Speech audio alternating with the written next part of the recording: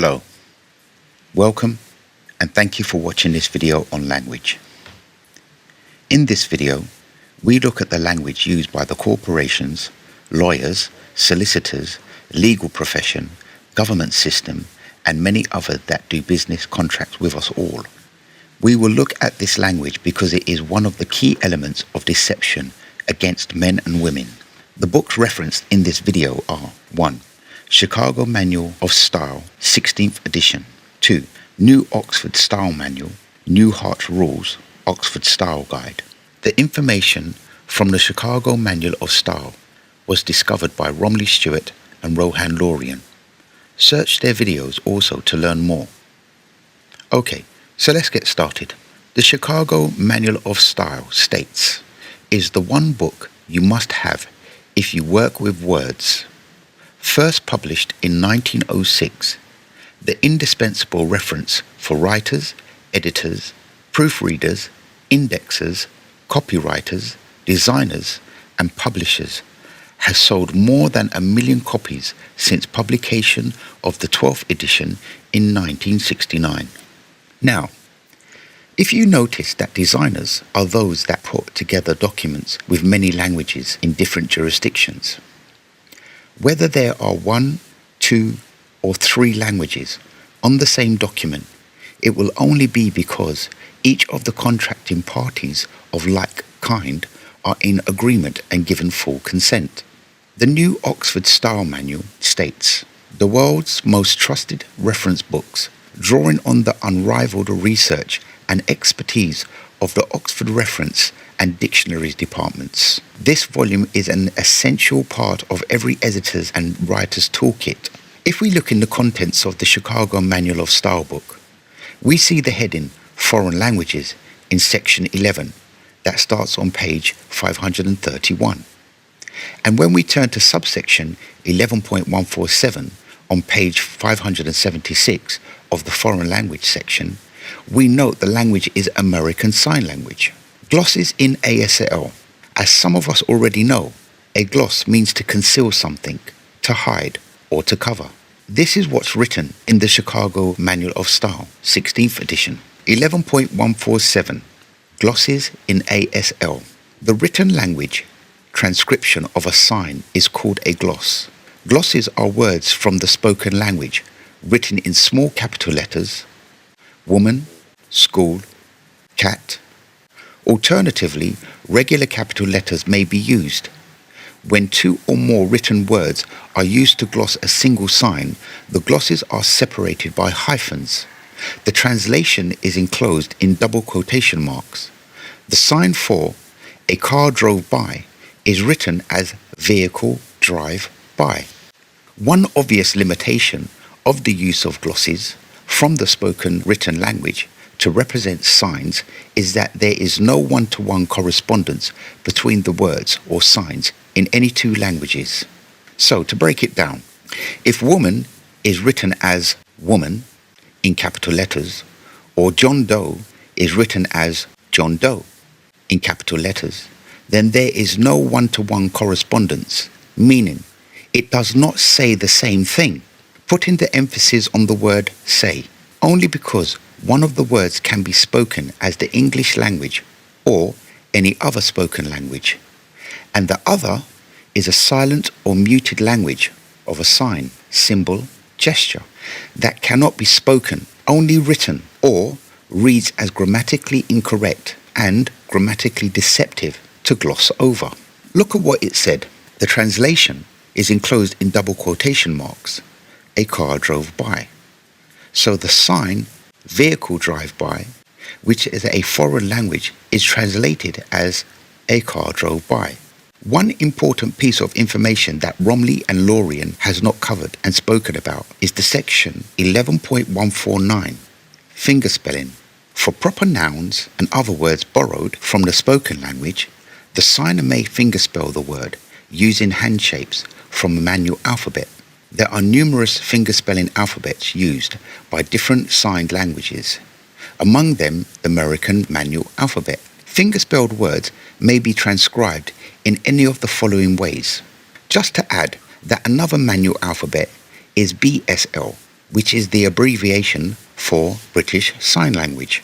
So, as we see, John is written in all capital letters, or it is written in all capital letters with hyphens between each letter. And lastly, there is John in all lowercase letters with hyphens in between.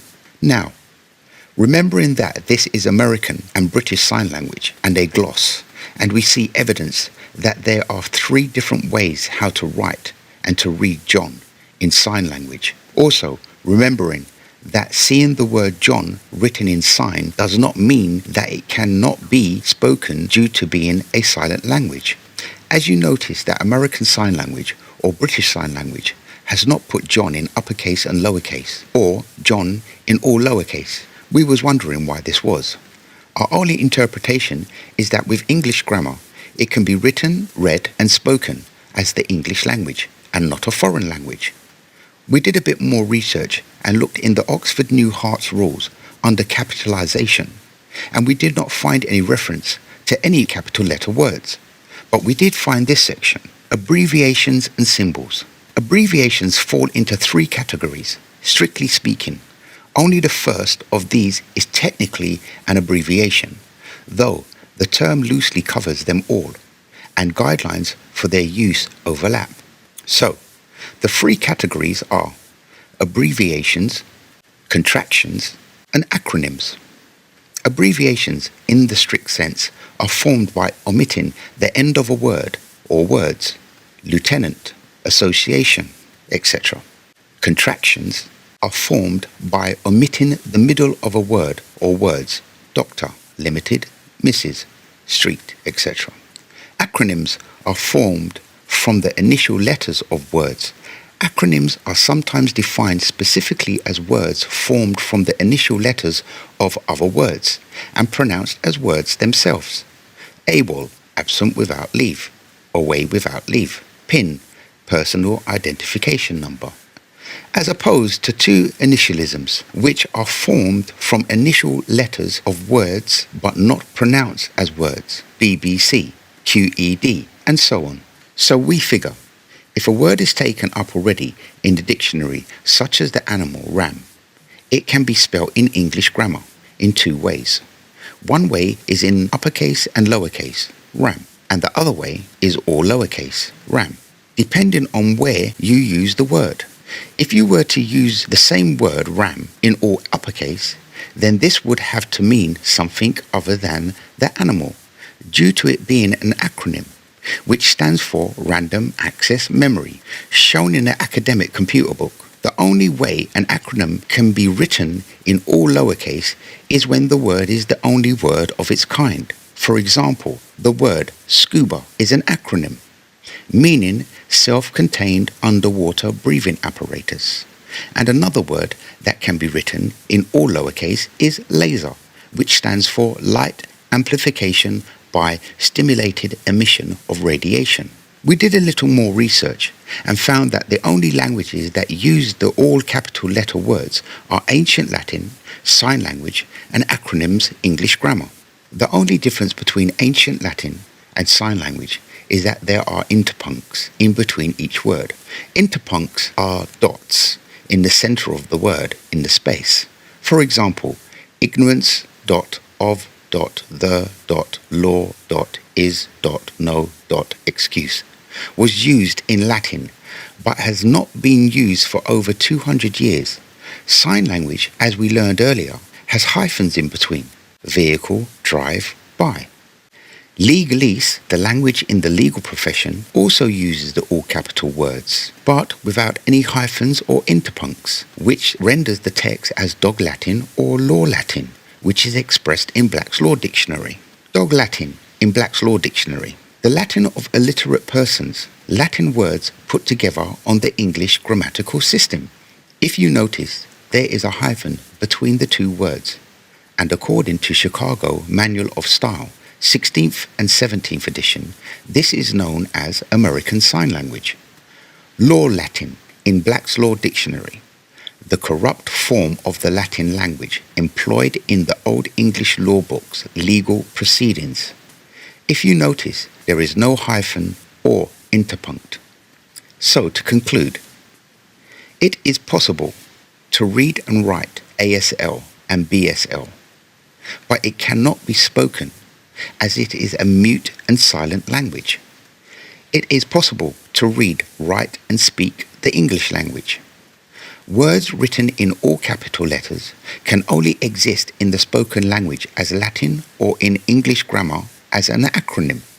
It is possible for any word in the English spoken language written in all capital letters to be an acronym of one thing and to mean something else. For example, John can be spoken as an acronym because John means just over Harry's nightclub. Just over Harry's nightclub could be a corporation and John is its logo. Why don't you take your name and create an acronym? Tell others what the meaning is if they write your name in all capital letters. Something to leave you with. In a speech of the Council of Constance in 1414, the Holy Roman Emperor Sigismund of Luxembourg happened to use the Latin word schisma, meaning schism. Unfortunately for him, he muddled up its gender. Schisma should be a neuter word, but he used it as if it were feminine. When the error was pointed out to him, Sigismund angrily proclaimed that because he was emperor, even if the word was neuter, which it was, it would be feminine from now on. At which point, one member of the council supposedly stood and replied, Caesar non supra grammaticos, or the emperor is not above the grammarians. The phrase quickly became a popular proverbial defense of the importance of good grammar and spelling. Make sure to subscribe and click the bell to get incoming videos. Have fun and see you next time. Blah, blah, blah, blah, blah, blah, blah is all they're saying. Documentation I'm giving you, just not reading. Pay attention, brother man, sitting at your desk in a foreign land, but there's no land, it's all water. Now the ship is sinking, and the thought you're thinking, will you drown? There's no one to save this person caught up in a lie of deception, correction, coercion. That's what happens in that version, that's not living. Or take, yeah I know, no one giving. Break your back for someone else's wishes. Washing dishes, cleaning fishes, all these stresses. No one needs it just depresses. Gold chain round your neck.